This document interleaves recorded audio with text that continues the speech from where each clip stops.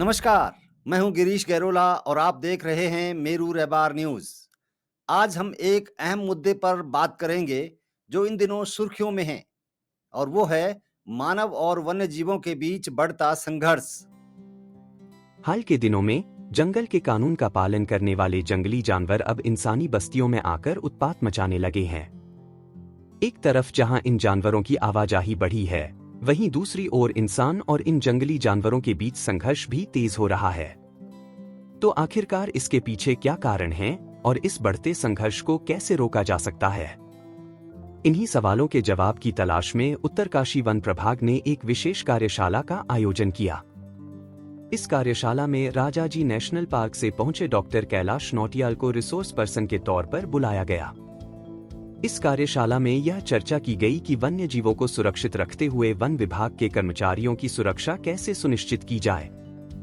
साथ ही ग्रामीणों को भी कैसे सुरक्षा दी जा सकती है, खासकर जब जंगली जानवर गांवों में आकर रहने लगते हैं।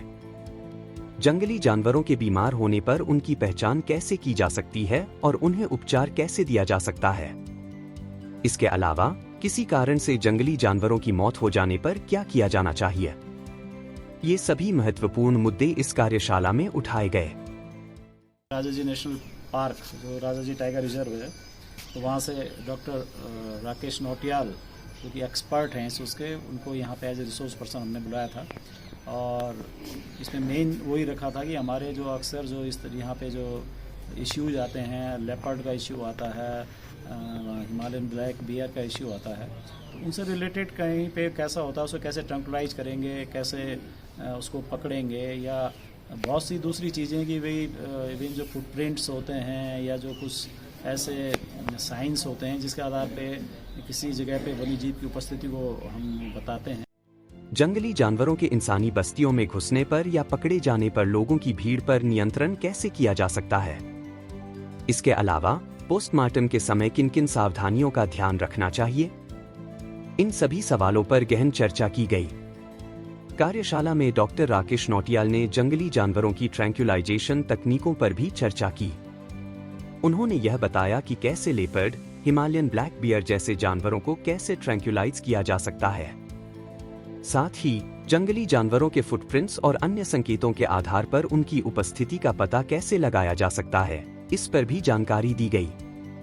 इसके अलावा बीमारी के सैंपल भेजने में क्या सावधानियां रखनी चाहिए और इन सैंपल्स को कहां और कब भेजना चाहिए, इस पर भी विस्तार से जानकारी दी गई। इसके आधार पर आरआरटी और क्यूआरटी टीमों को दक्ष बनाने की प्रक्रिया भी शुरू की गई।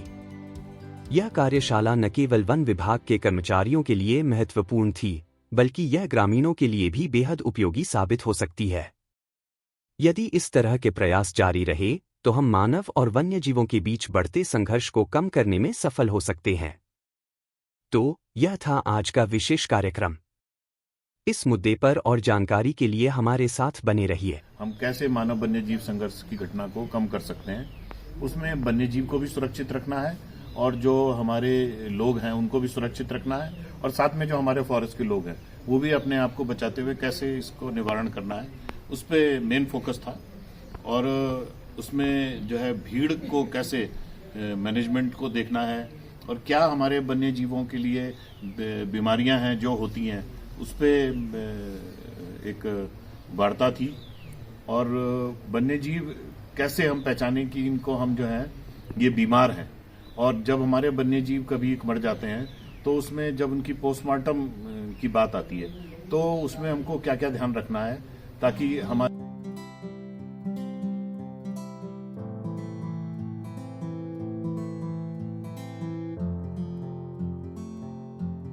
जहाँ तक पांडव नृत्य की बात